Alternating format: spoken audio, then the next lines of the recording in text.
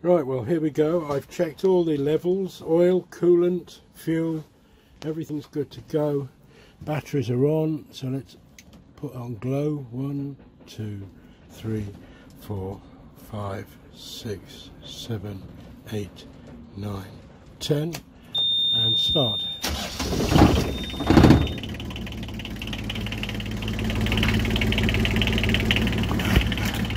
Jump out and check the exhaust.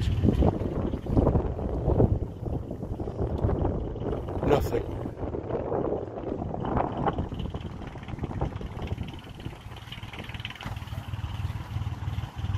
Nothing. Okay, let's switch off the engine.